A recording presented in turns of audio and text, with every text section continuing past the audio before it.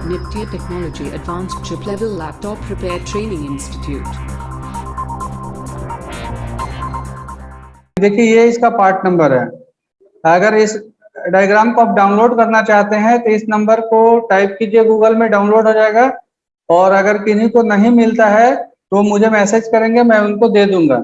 एकदम latest board है, 2020 में ये मॉडल बना हुआ था इसके अकॉर्डिंग। और इसके जो प्रोसेसर है टाइगर लेक। प्रोसेसर है ये टाइगर लेक प्रोसेसर को आप गूगल पे मारिए या गूगल कीजिए तो वो बताएगा कि 11 जनरेशन का प्रोसेसर इसके अंदर लगा हुआ है। ठीक है, तो इस 11 जनरेशन में और पहले वाले जनरेशन में क्या चेंजेस है, जब हम इसको आगे प्रोसेस करेंगे उसके हिसाब से देखेंगे कि क्या चेंजेस है। तो इसको देखने के लिए, इसका प्रोसेस को समझने के लिए सबसे पहले इसका पावर सीक्वेंस को आपको निकालना पड़ेगा। किसी भी जनरेशन को समझना है तो उस जनरेशन का एक पावर सीक्वेंस आपको पढ़ना जरूरी होगा। अगर उस जनरेशन का पावर सीक्वेंस आप नहीं पढ़ेंगे तो फिर आप आगे चल करके बहुत परेशानी का सामना करना पड़ेगा कि आपको फिर कहेंगे कि मुझे समझ नहीं आ पा रहा है, तो आपको प्रॉब्लम हमेशा क्रिएट होती रहेगी। तो इसका पावर सीक्वेंस मैंने निकाल लिया है। लेकिन पावर सीक्वेंस पढ़ने के लिए बहुत सारे चीजों को याद होना आपको जरूरी है, जानकारी होना जरूरी है। सबसे पावर सीक्वेंस का सबसे पहला जो ऑप्शन दिख रहा है यहाँ पे दिख रहा है कि एसी इन। सबसे पहला ऑप्शन जो आपको दिखा वो दिखा एसी इन। तो एसी इन का मतलब आप क्या समझेंगे? तो इसमें सबसे पहला ऑप्शन जो दिया था पावर सीक्वेंस में, वो पावर सीक्वेंस में दिया था एसी अंडरस्कोर इन। तो एसी इन का मतलब आप लोगों ने क्या समझा, आपने क्या समझा? तो यहाँ पे आप देखिए,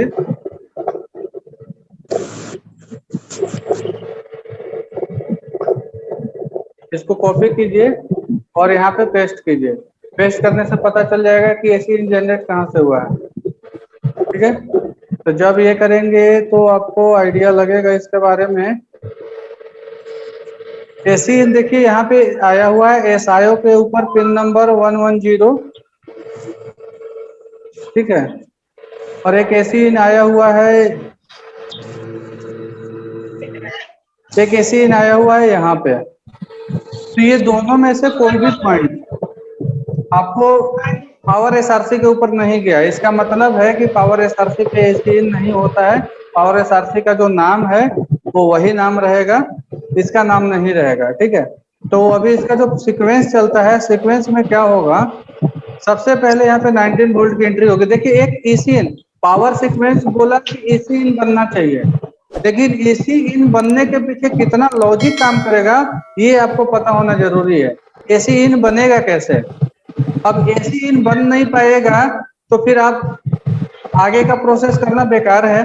और सबसे पहले ये भी समझना चाहिए कि एसी इन बोलते किसको है, तभी तो आपको पता लगेगा कि बनेगा या नहीं बनेगा। तो ये जो सीक्वेंस है, तो यहाँ पे आपका है 19 वोल्ट अंडरस्कोर वी इन।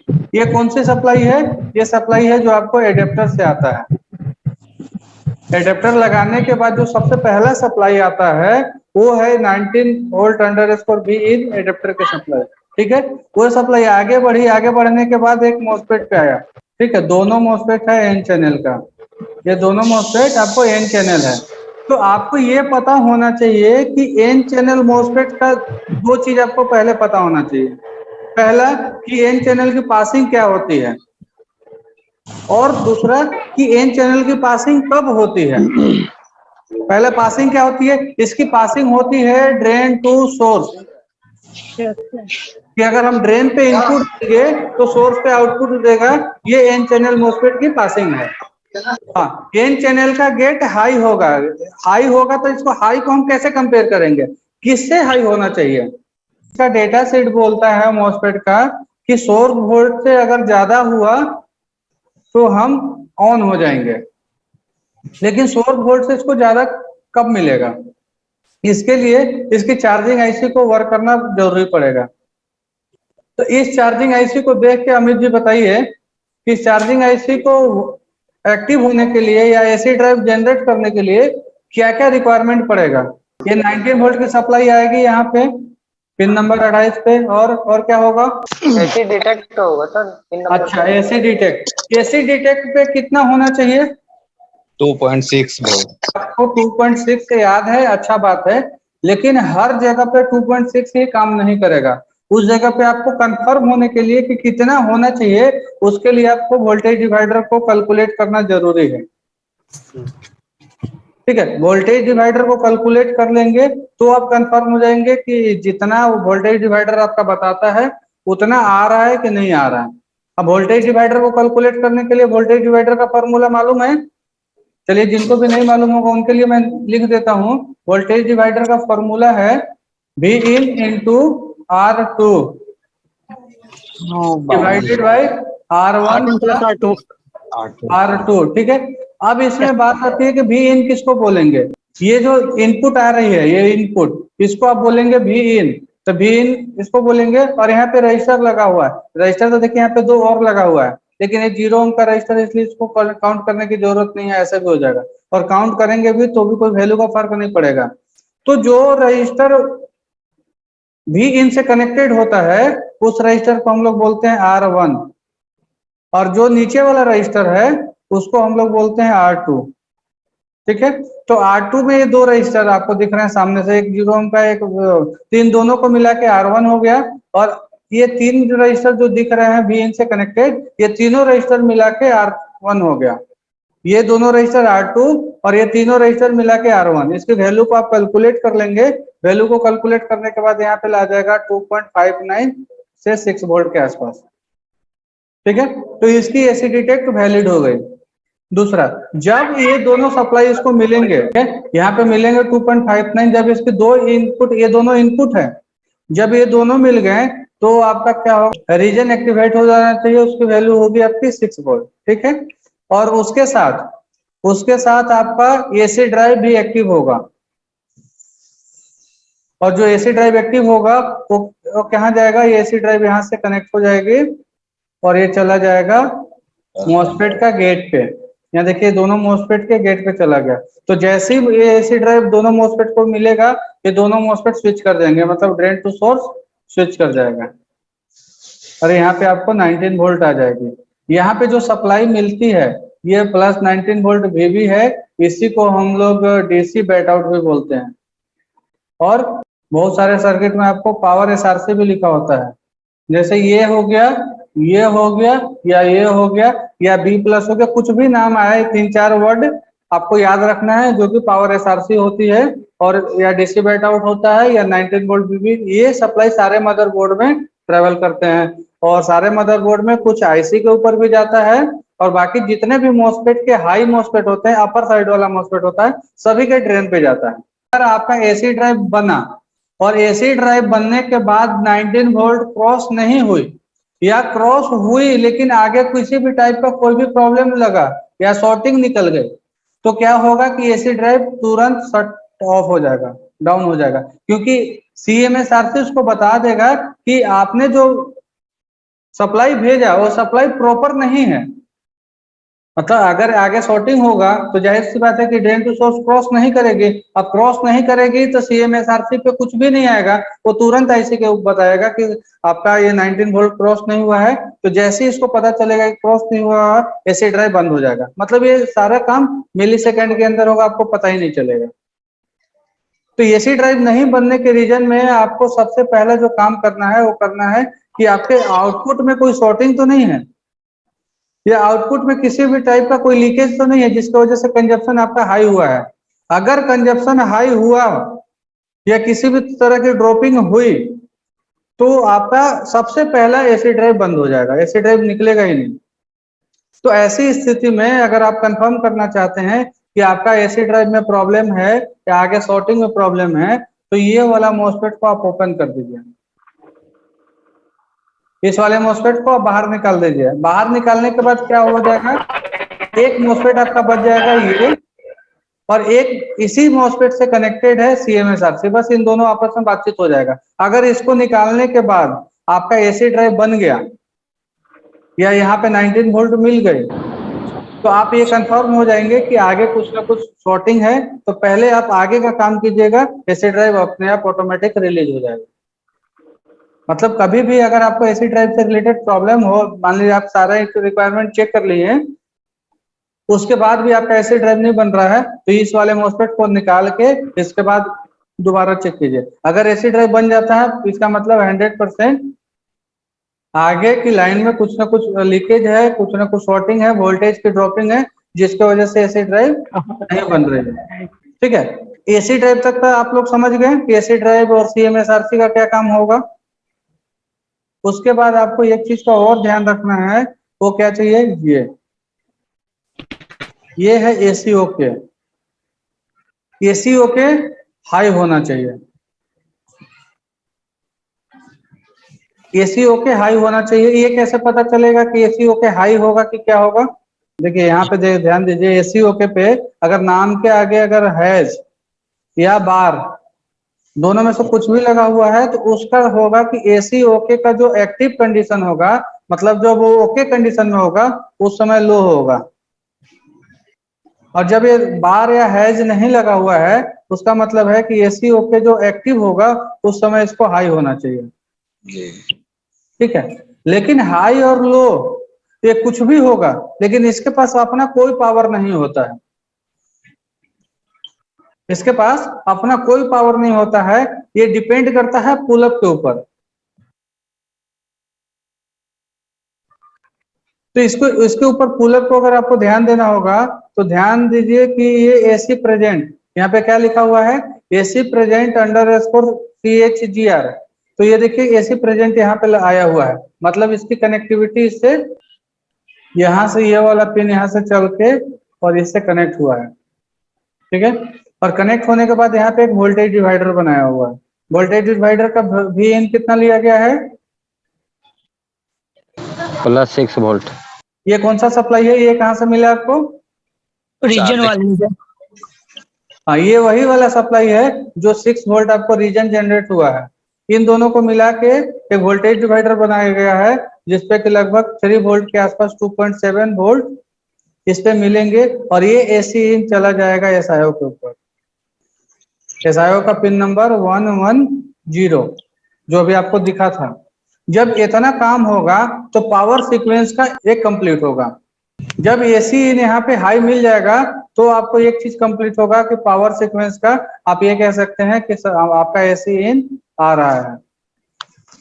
देखिए एक चीज को करने के लिए कितना प्रोसेस को आपको फॉलो करना पड़ेगा। उसके बाद क्या था पावर सीक्वेंस, कि जब आपका एसी इन हाई मिल जाए, एसी इन हाई मिल जाए तो उसके बाद आपका ये पावर सीक्वेंस कहता है कि +3 VLP बनना चाहिए। आवर होने के बाद इसका रिक्वायरमेंट है कि +3 VLP मुझे चाहिए। तो ये +3 VLP क्या होगा, आइडिया लगा सकते हैं कि किस सप्लाई के बारे में जिक्र किया है? ये जो सप्लाई का जिक्र किया है, ये सप्लाई का जिक्र किया है LDO। तो अब इसको भी देखना पड़ेगा कि LDO को जनरेट होने के लिए क्या क्या चीजों की रिक्वायरमेंट होती है, और ये जनरेट कहाँ से होगा। तो इसको कॉपी करते हैं, इसको यहाँ पे ले आके पेस्ट करते हैं। देखिए एलडीओ कौन जनरेट करा। देखिए स्कीमेटिक डायग्राम पढ़ते पढ़ते आपको इतना आइडिया हो जाना चाहिए कि कौन से सप्लाई को हम लोग क्या बोलते हैं और वो कहाँ पे मिलेगा। ठीक है, अब यहाँ पे क्या जनरेट हो रही है, यहीं से आपको +3 VLP जनरेट हो रहा है। ये वाला सप्लाई आपको जनरेट हो जाना चाहिए। तो आप इस सर्किट को देख के बताइए कि इस सप्लाई को जनरेट होने के लिए क्या क्या रिक्वायरमेंट है। देखिए इस आईसी को एलडीओ जनरेट करने के लिए 2 रिक्वायरमेंट है। पहला तो VCC मिल गया इसको 19 वोल्ट, और दूसरा इसको इनेबल मिलना चाहिए। तो इसका है इनेबल एलडीओ के नाम से, मतलब पिन नंबर 11 पे जब आएगा EN-LDO उसके बाद एलडीओ जनरेट होगा। तो इसके नाम से आपको साफ साफ जाहिर होता है कि ये जो इनपुट है, ये जो इनेबल है, ये एलडीओ के लिए, एलडीओ जनरेट करने के लिए है। ठीक है, तो इसके आने के बाद आपके एलडीओ जनरेट होगा 3 वोल्ट। लेकिन ये अब इसको बनाया कैसे है, इसको बनाया है यहीं पे कहीं पे दिखाया होगा, एक वोल्टेज डिवाइडर की मदद से इसको बना दिया गया है। यहाँ पे एलडीओ बनाया हुआ है कि 19 वोल्ट से एक वोल्टेज डिवाइडर बना के और उसको इनेबल दिया हुआ है। तो आपको इस आईसी को 2 रिक्वायरमेंट पहले फुलफिल करना होगा। पहला रिक्वायरमेंट जो है वो है आपका VCC,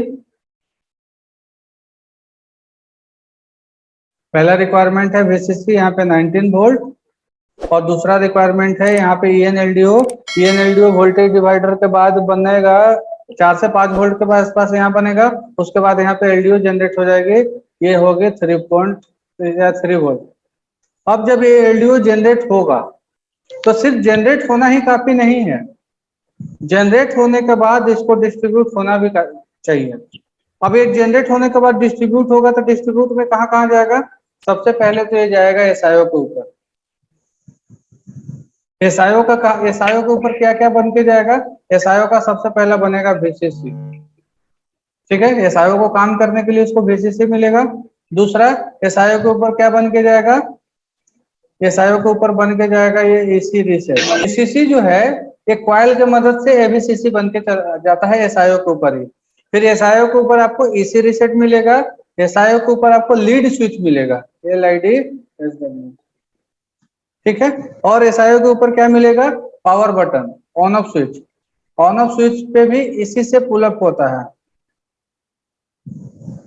ठीक है। और क्या मिलेगा? अब जो नए कॉन्सेप्ट आ रहे हैं या पुराने भी कॉन्सेप्ट में एक दो चीज इसमें और एक्स्ट्रा होता है जो कि लोग जल्दी नहीं ढूंढते हैं या उसके बारे में बहुत लोगों को पता नहीं है, उसको उसका नाम है, उसको याद रखिए, आप ढूंढने का प्रयास जरूर कीजिएगा, AD_BID, ठीक है। और इसके बाद आपको मिलेगा एक VCIN, ठीक है।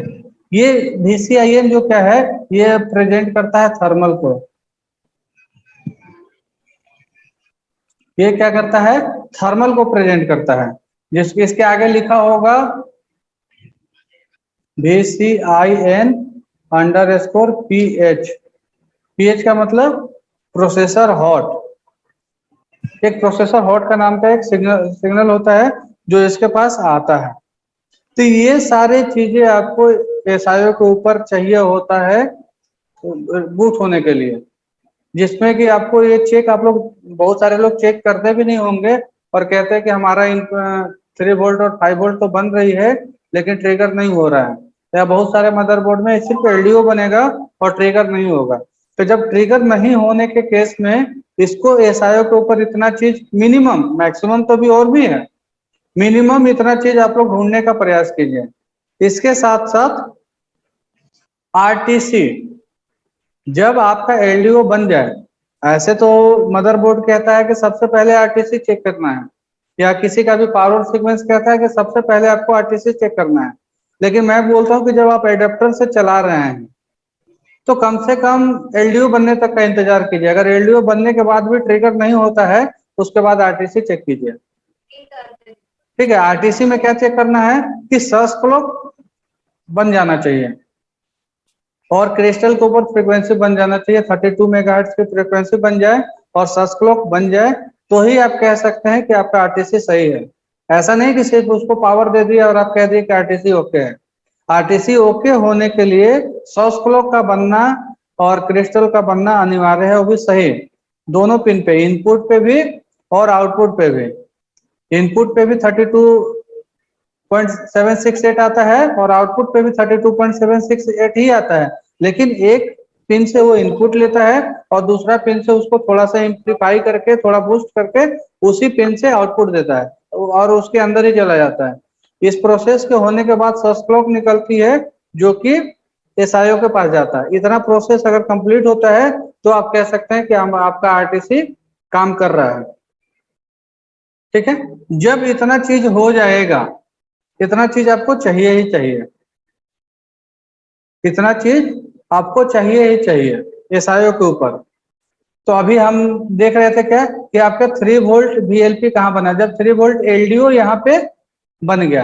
अब LDO बना तो LDO का डिस्ट्रीब्यूशन, मतलब LDO जहां जहां भी जाता होगा वहां वहां पे LDO पहुंचना अनिवार्य है, उसके बाद ही आप नेक्स्ट वर्क कर सकते हैं। ये LDO जब आपका बन गया उसके बाद जो नेक्स्ट प्रोसेस होगा कि EC ऑन रिलीज होना चाहिए। अब ये EC ऑन क्या है? तो ये क्या होता है कि SIO EC ऑन रिलीज करती है। SIO EC ऑन कब रिलीज करेगी? उसका 2 कंडीशन है। 2 कंडीशन में पहला कंडीशन है एडेप्टर मोड। एडेप्टर मोड में अगर SIO को VCC और एसी इन का कंफर्मेशन, ये दोनों मिल जाएगा तो एसी ऑन रिलीज कर देगा। एसी ऑन को हम लोग दूसरा नाम जानते हैं S5 इनेबल या S5 ऑन। और दूसरा कंडीशन क्या होता है? दूसरा कंडीशन होता है कि बैटरी से जब आपका एडेप्टर निकाल दिए हैं तो एसी इन तो मिलेगा नहीं उसको। तो जब एसी इन नहीं मिलेगा उस समय होता है कि जब पावर बटन आप प्रेस करेंगे, मतलब पावर बटन लो होगा तो एसी ऑन रिलीज हो जाएगा। दो कंडीशन है, या तो एसी इन मिलेगा तो परमानेंट रिलीज होता रहेगा। अगर एसी इन किसी भी रीजन से उसको नहीं मिला तो फिर पावर बैटरी मोड में, जब एसी इन लो होता है तो बैटरी मोड में पावर बटन को जब आप प्रेस करेंगे, मतलब पावर बटन लो होगा तो एसी ऑन रिलीज हो जाएगा। क्लियर है? यहां तक हो जाना चाहिए। इसके बाद कहता है कि एसी ऑन बनने के बाद 5 वोल्ट को बन जाना चाहिए। अब देखिए, अभी तक आपने देखा होगा, अभी तक का जो कॉन्सेप्ट आप देखे हैं तो देखे हैं कि 3 वोल्ट और 5 वोल्ट की दो सप्लाई होती है, तो जिसमें 3 वोल्ट और 5 वोल्ट दोनों साथ में बन जाता है सेम टाइम। ठीक है, बहुत सारे मदरबोर्ड ऐसे मिलेंगे जिसमें 3 वोल्ट पहले बनेगी बिफोर और 5 वोल्ट बनेगा आफ्टर मतलब आफ्टर पावर बटन। ठीक है, और किसी में 5 वोल्ट पहले बनेगा बिफोर और 3 वोल्ट बनेगी आफ्टर पावर बटन। ठीक है, तो इस मदरबोर्ड में इसी यही कहानी है। इस मदरबोर्ड में पहले आपको 5 वोल्ट का ऑलवेज बनेगा। अब जाहिर सी बात है कि 5 वोल्ट को ऑलवेज बनने के लिए तो इसको चेक करना होगा कि 5 वोल्ट का ऑलवेज बनने के लिए अब क्या क्या मिनिमम रिक्वायरमेंट है। तो यहाँ पे 5 वोल्ट पे आइए, ये 5 वोल्ट ऑलवेज बनेगा कैसे? 5 वोल्ट को कॉपी कीजिए। एक क्वेश्चन था जी।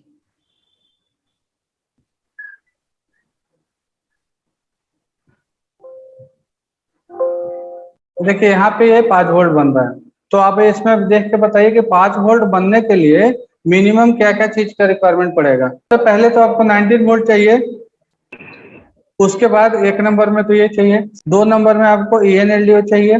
ENLDO का सेम कॉन्फ़िगरेशन सेम कंडीशन है, यहाँ पे वोल्टेज डिवाइडर बना के लगा के बनाया होगा, यहाँ से लिया है। तीसरा कंडीशन है कि 3 वोल्ट अंडर एच पर 5 वोल्ट इनेबल आना चाहिए। ये इनेबल कौन सा है? यही इनेबल है एसी ऑन। ये एसी ऑन से कनेक्टेड है। यहाँ पे जब ये आएगा तो इसका 5 वोल्ट की सप्लाई बन जाना चाहिए, मतलब यहाँ पे जो 5 वोल्ट की रेगुलेटर सप्लाई है ये आपको बन जानी चाहिए, ये आपको बन जाना चाहिए। जब यहाँ पे 5 वोल्ट बनेगा तो आप कह सकते हैं पावर सीक्वेंस में कि पावर सीक्वेंस का एक स्टेप आप आगे हो गया। देखिए, पावर सीक्वेंस आपको अगर बढ़िया अच्छे से पढ़ना जान जाते हैं और स्कीमेटिक डायग्राम को रीड करने का नॉलेज है आपको, तो आपको कभी भी कितना भी अपडेशन क्यों ना है आपको परेशानी नहीं होगा। हाँ, लेकिन आपको 1 घंटे 2 घंटे का समय डेली बेसिस पे देना चाहिए पढ़ने के लिए। बिल्कुल सर। 1 घंटा 2 घंटा का डेली समय अगर आप देते हैं तो ना आपको किसी से पूछने की जरूरत पड़ेगी, न किसी से पैरवी करने की जरूरत पड़ेगा। यहाँ पे आपका 5 वोल्ट ऑलवेज बन गया।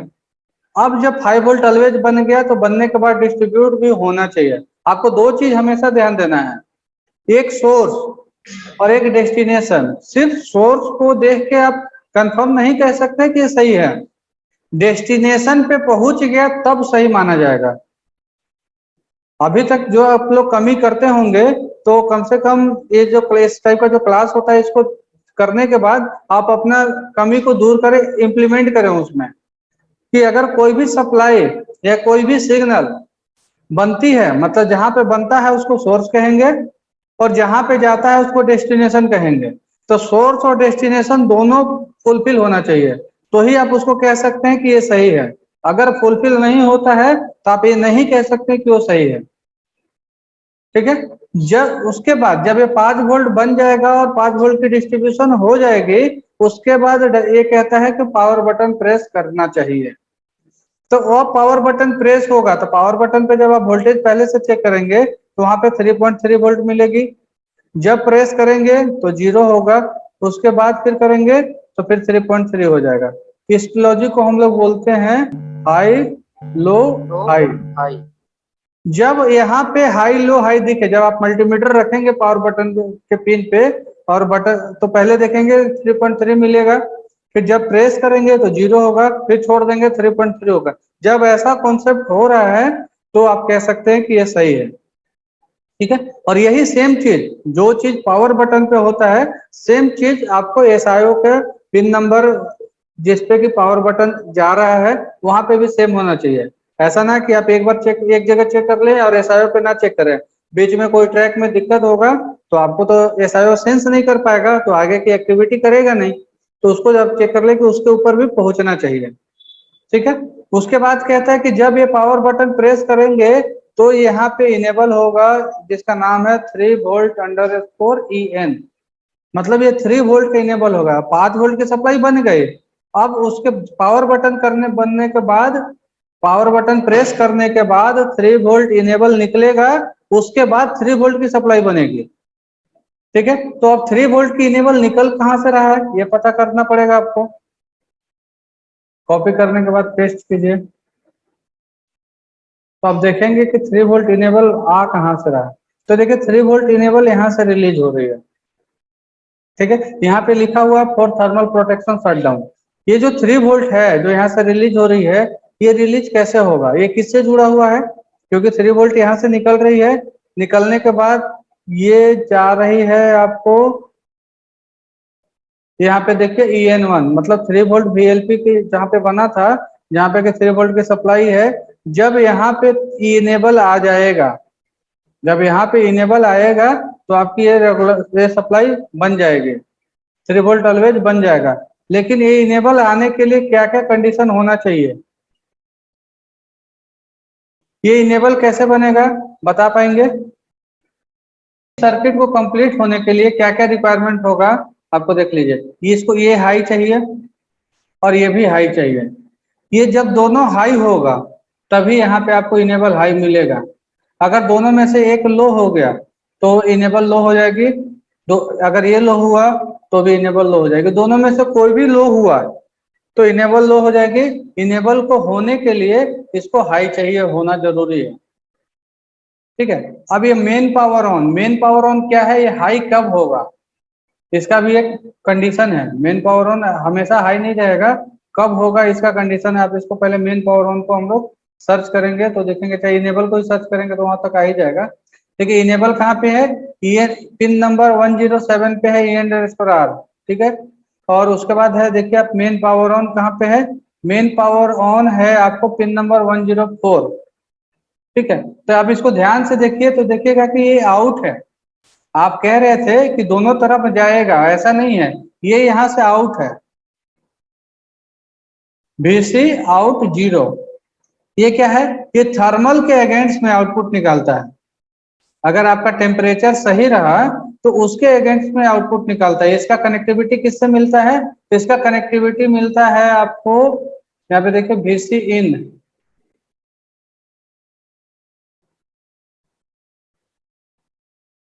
कहीं पे दिख रहा है क्या आपको VC इन,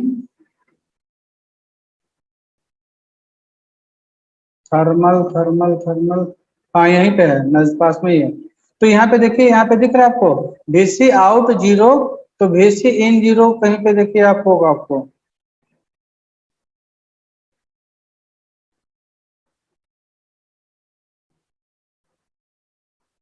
एक 102 नंबर पिन पे है सर।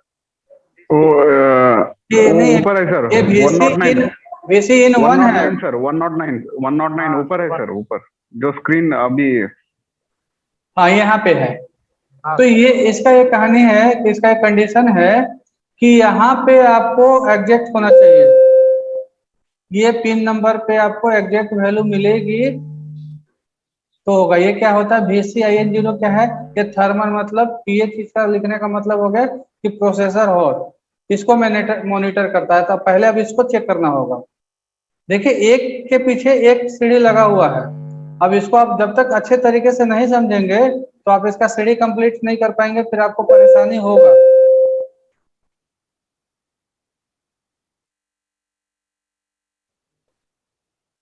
ये तो इसको हाथ लिखना ही पड़ेगा, VCIN0, VCIN0।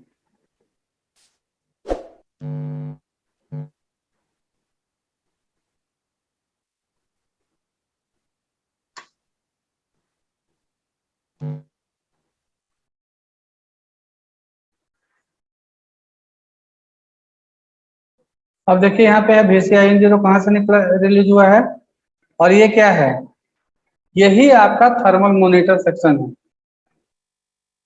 ये आपको थर्मल मॉनिटर सेक्शन है।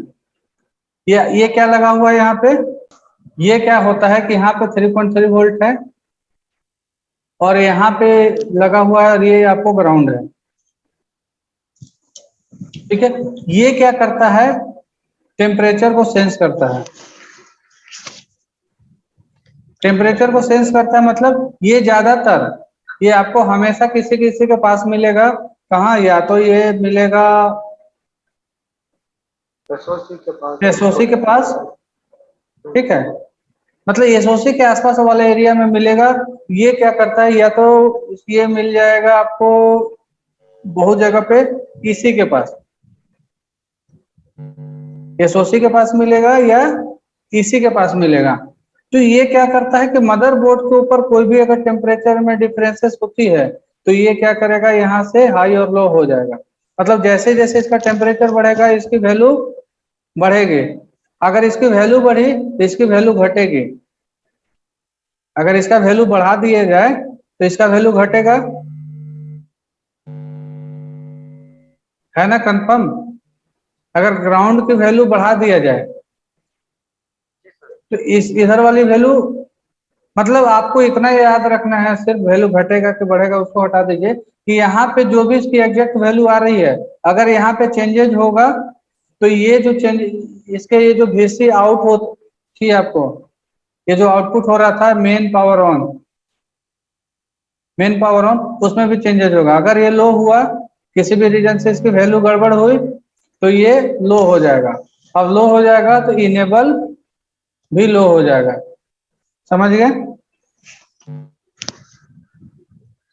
समझ में आया इसका मतलब। अगर ये लो, इसकी वैल्यू चेंजेस हुई तब मेन पावर ऑन जो है लो हो जाएगा। अब लो होगी तो इनेबल लो होगा, और इनेबल लो होगी तो 3 वोल्ट जो ऑलवेज की सप्लाई बन रही है ये नहीं बनेगा, ऑफ हो जाएगा। एक के पीछे एक कड़ी को अगर आप जोड़ेंगे तो यहाँ तक पहुंच पाएंगे। इनेबल पहुंच जाएगा तो इसकी 3 वोल्ट ऑलवेज मिल जाएगी। फिर यहाँ पे आपको मिल जाएगा कितना वोल्ट, यहाँ पे आपको 3 वोल्ट जनरेट हो जाएगा। यहाँ पे 3 वोल्ट जनरेट हो जाएगा, 3.3 वोल्ट जनरेट हो जाएगा। ये नाम है ALW। यहाँ पे एक्चुअली देखिए लिखा हुआ है ALW का मतलब होता है ऑलवेज, ऐसा जबकि होना नहीं चाहिए। यहाँ पे ALW नहीं लिखना चाहिए, लेकिन अब लिखा हुआ है तो इसको आप ALW समझिए। एक्चुअली ऐसा होता नहीं है कि जब भी अगर पावर बटन प्रेस करने के बाद कोई भी सप्लाई जनरेट होता है तो ऑलवेज नहीं होता, उसको हम लोग ऑलवेज नहीं बोलते हैं, क्योंकि वो S5 के बाद आया है तो सप्लाई के आगे S5 लगा होता है। लेकिन ये सर्किट में अगर ऑलवेज लिखा हुआ है तो आप इसको गलत भी बोल सकते हैं, लेकिन अगर ये लिखा हुआ है तो आपको कंपेयर इसी के हिसाब से करना पड़ेगा। ठीक है, जब ये ऑलवेज बन गया तो ऑलवेज को बनने के बाद, ऑलवेज मतलब 3.3 वोल्ट को बनने के बाद और 3.3 वोल्ट का डिस्ट्रीब्यूशन होना जरूरी है। ये डिस्ट्रीब्यूशन में कहाँ जाएगा, डिस्ट्रीब्यूशन में ये होल मदरबोर्ड के जितने भी इम्पोर्टेंट सिग्नल हैं सबको एक्टिव करेगा।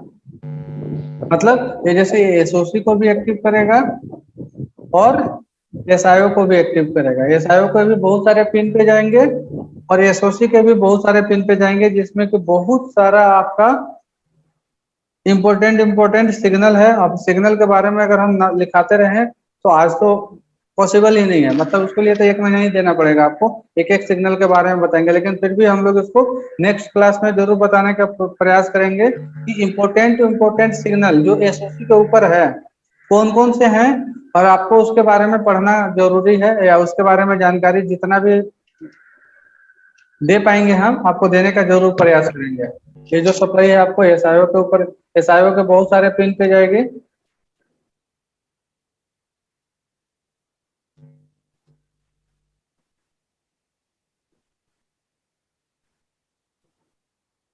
ठीक है। बायोस पे जाएगा, बहुत में बायोस पे नहीं भी जाता है, 1.8 भी जाता है, बहुत में बायोस पे भी जाएगा, और डेटा क्लॉक पे जाएगा,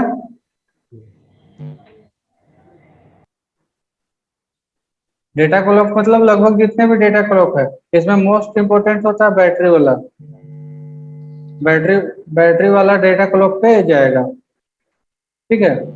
जैसे हम लोग चेक करते हैं ना कि बैटरी कनेक्टर पे अगर सप्लाई मिल गई 3 पिनों पे, तो हम लोग ये समझते हैं कि एलडीओ ओके है। तो अगर उसमें एलडीओ से कनेक्टेड है तो एलडीओ ज्यादातर तो एलडीओ से ही कनेक्टेड होती है, इसको डेटा क्लॉक को अपना लेके तो ज्यादा अच्छा है, क्योंकि वो एलडीओ के ऊपर एलडीओ से ही ज्यादातर कनेक्टेड होता है। और ये जो है +3 VLP बहुत सारे जाएंगे, जो अभी मैंने आपको एसआईओ के ऊपर सिग्नल दिखाया था ना, एसआईओ के ऊपर 3.3 वोल्ट ऑलवेज का जो भी सिग्नल दिखाया था, उसमें से भी बहुत सारे सिग्नल के ऊपर यही जाएगा, 3 वोल्ट ऑलवेज ही जाएगा उसके ऊपर। ये 3 वोल्ट जो ऑलवेज है वो जाएगा, जैसे इसकी डिस्ट्रीब्यूशन होते टाइम जो थर्मल सेक्शन है, थर्मल सेक्शन के ऊपर भी यही सप्लाई गया हुआ है। अगर ये सप्लाई भी अगर किसी रीजन से नहीं बना तो भी आपका थर्मल सेक्शन एक्टिव नहीं होगा, और जब थर्मल सेक्शन एक्टिव नहीं होगा तो एसआईओ एक्टिव नहीं होगी प्रॉपर, ठीक है। पार्टिकुलर कुछ कुछ काम तो करेगा और कुछ कुछ काम नहीं करेगा, तो इसको बनना जरूरी है और इसका डिस्ट्रीब्यूशन होना जरूरी है, जहां जहां भी गया होगा वहां वहां पे इसको जाना चाहिए। इसके बाद देखिए, जैसे 3 वोल्ट ऑलवेज की जो सप्लाई है, या 3 वोल्ट ऑलवेज की सप्लाई बने, लिखे इसको 3 वोल्ट ALW लिखे या 3 वोल्ट प्राइम लिखे, ये प्राइम, ये दोनों सप्लाई एक ही है। अब 3 वोल्ट ऑलवेज की सप्लाई और 3 वोल्ट की प्राइम की सप्लाई जहां जहां भी गया होगा, सारे सप्लाई को सारे जगहों पे जो मेन पॉइंट होंगे वहां पे पहुंचना जरूरी है। ये प्राइम जो है ऑलवेज से ही बना हुआ है आगे जाके, ठीक है। तो ऑलवेज की सप्लाई मिल बने या प्राइम की सप्लाई मिले, आपको सारे सप्लाई को आपको चेक करना जरूरी है। लेंथ सेक्शन को भी जाता है, सर ऑलवेज सप्लाई को ही तो प्राइमरी वोल्टेज बोला जाता है सर। ठीक है। उसके बाद इसको कन्वर्जन भी होना पड़ेगा, होगा। जब ये सप्लाई 3 वोल्ट ऑलवेज बन जाएगी उसके बाद इस सस्पी के माध्यम से कन्वर्जन होगा, लेकिन ये तो थोड़ी आगे का प्रोसेस होगा इसका। 3 वोल्ट ऑलवेज के बाद ये कहता है पावर सीक्वेंस कि पीसीएच डीप पावर ओके होना चाहिए, लेकिन डीप पावर ओके का कंडीशन क्या होगा, डीप पावर ओके कैसा रहेगा, तो आप उसको बोलेंगे कि सही है।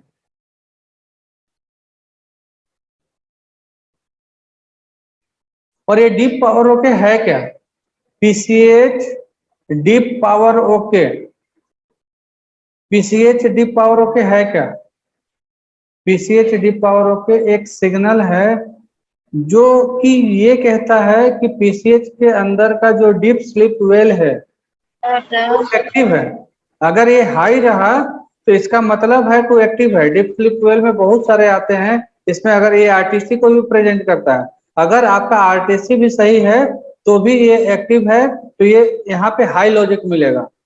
अगर ये हाई लॉजिक नहीं मिलता है इसका मतलब है कि या तो आरटीसी में प्रॉब्लम है या डीप स्लीप वेल का किसी भी सेक्शन में प्रॉब्लम है।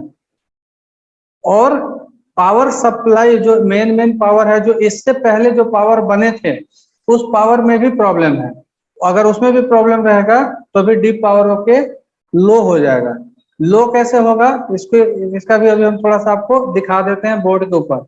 जैसे इससे पहले कौन कौन सा पावर बना, इससे पहले पावर बना 3 वोल्ट ऑलवेज और 5 वोल्ट ऑलवेज, ये दो पावर इससे पहले बने। तो इन दोनों पावर को देखेंगे, जब आप इस पावर बनेगा तो आपको शायद पता होगा इतना कि कोई भी रेगुलेटर अगर अपना सप्लाई जनरेट करती है तो सप्लाई जनरेट के बाद उसका एक कंफर्मेशन जनरेट होना चाहिए जिसको हम लोग बोलते हैं पावर गुड। पता है आपको? जी सर। तो वो पावर गुड जनरेट होना क्यों जरूरी है? क्योंकि वो आगे जा करके किसी न किसी को प्रेजेंट करता है। तो ऐसा नहीं है कुछ जनरेट होके और वहीं पे बैठा हुआ है। प्रेजेंट होने बनने के बाद वो आगे जाके किसी भी सेक्शन को वो प्रेजेंट करता है। देखिए यहाँ पे बना सप्लाई,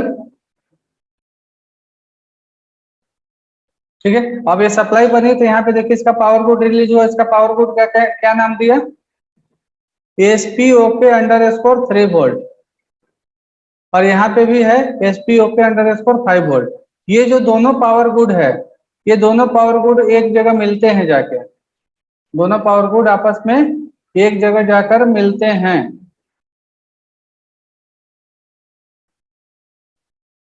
तो इसको कॉपी कर लीजिए।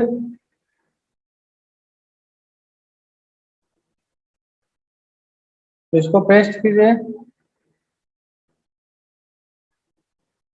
देखिए ये क्या हुआ, ये दोनों पावर गुड यहाँ पे आके मिल रहे हैं। दोनों पावर गुड यहाँ पे आके मिल रहे हैं। मिलने के बाद इन दोनों में से कोई भी पावर गुड, दो पावर गुड है यहाँ पे, एक EC है, ये तो अलग है। ये यहाँ से आएगा तो ये 1. इसको इनेबल करेगा 1.8 को। लेकिन इस मदरबोर्ड में इसको @ लगा हुआ है कि ये अभी इनेबल नहीं होगा। इसको इनेबल होने के लिए इस सप्लाई का इस्तेमाल किया गया है। तो इसको अभी अगर ये इनेबल नहीं होगा तो इसका दूसरा देखते हैं कि ये दूसरा और कहाँ पे मिल रहा है, जाके दोबारा से चेक करते हैं। हाँ, ये जो है SP_OK_3 वोल्ट _ 5 वोल्ट कहाँ पे बना है, यहाँ पे देखिए ये दोनों पावर गुड यहाँ पे मिल रहे हैं आपको। यहाँ पे आया दोनों पावर गुड। अब दोनों पावर गुड बने, अगर 5 वोल्ट वाला पावर गुड का इस्तेमाल इसने नहीं किया क्योंकि यहाँ पे @ लगा दिया है। अगर यहाँ पे लगा रहे रजिस्टर तो दोनों पावर गुड मिला के यहाँ पे इसका एक नाम बनेगा SP_OK_3 वोल्ट _ पावर गुड, मतलब 5 वोल्ट। मतलब ये 3 वोल्ट और 5 वोल्ट दोनों का पावर गुड ओके है और दोनों का पावर गुड आकर के यहाँ पे आया है, ठीक है। और यहीं पे है PCH डिप पावर है ओके। ये जो PCH डिप पावर ओके ये आया है SOC के ऊपर, SOC के से, ठीक है। अब मान लीजिए आपका डायग्राम बोलता है, सॉरी आपका सीक्वेंस बोलता है कि SOC का जब पढ़िएगा तो SOC आपका बोलते हैं कि ये सिग्नल हाई होना चाहिए। अगर ये सिग्नल हाई हुआ इसका मतलब कह सकते हैं कि इसकी जो मेन सप्लाई है वो ओके है और इसका RTC सेक्शन और इसका डीप स्लिप वेल ओके है। लेकिन इस सप्लाई को हाई होने के लिए कंडीशन है कि एक डायोड के थ्रू इससे कनेक्टेड है। अगर किसी भी रीजन से अगर पावर गुड नहीं बना तो क्या ये हाई रह पाएगा या लो हो जाएगा? लो रहेगा सर। लो हो जाएगा।